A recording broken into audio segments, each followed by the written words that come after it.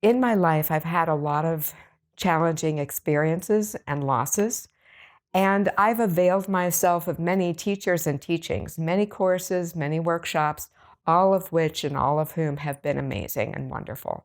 But I have never done anything as powerful for myself as doing the shamanic priestess process. For a woman who is reclaiming her sovereignty in her consciousness, it is a very, very powerful process. And when I did it in 2013, I mentioned to my teacher at that time, this is by far and away the most profound catalyst for change I've ever experienced. I want to learn to facilitate this. So I spent the next 2 years doing that. And I now facilitate what I call the solar priestess process. And by solar, I mean a woman is very usually comfortable and praised in our culture for being in her lunar identity, in her soft, sweet nature, and we all have that.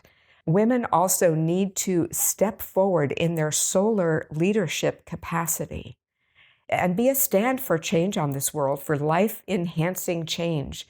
We desperately need women to step up and step out. And so as I facilitated, I see this process as a depatriarchalizing, decolonializing your consciousness process, which allows each individual woman to obtain the tools that she needs to be unaffected by and to actually point out when she is being put in the one down position and resume her place of partnership with her land that she lives on, the home she lives in, the body she lives in, those she has in her inner circle, partnership with her own shadow. So these initiations are profound. The first initiation we call the maiden initiation. And if you and I lived in ancient times, on the arrival at the time of the first moon cycle, the first monthly flow, you would have been taken by your mother, your grandmother, your aunties, your big sisters to the priestess temple, and you would have received these initiations. You would have received the blood mysteries, the pleasure mysteries, and the predator mysteries. The second initiation is the priestess initiation. And this would have been the initiation that you would have taken if you had decided you wanted to serve your community in a spiritual and emotional capacity. The third initiation is the initiation into the shadow. There is a very profound shadow between women in all of the Western world under patriarchy.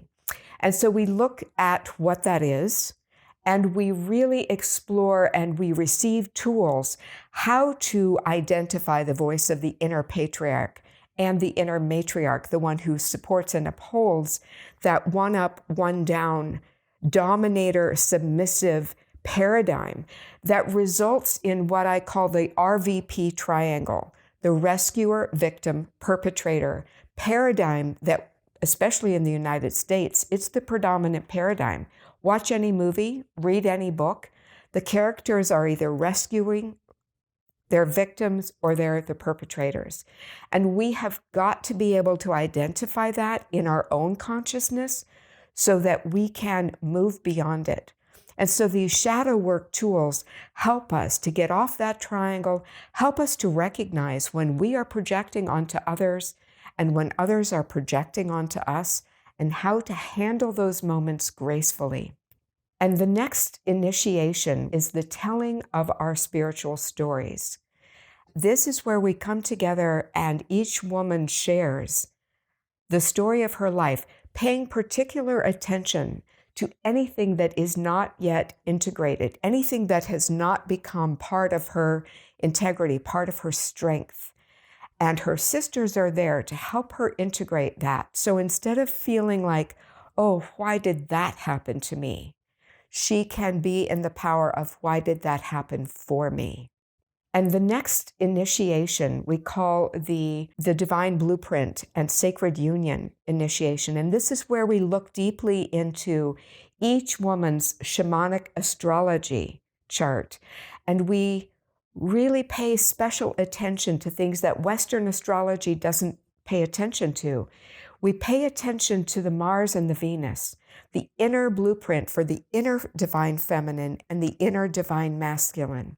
And she will make vows from those parts of herself so that she can create that sacred union within.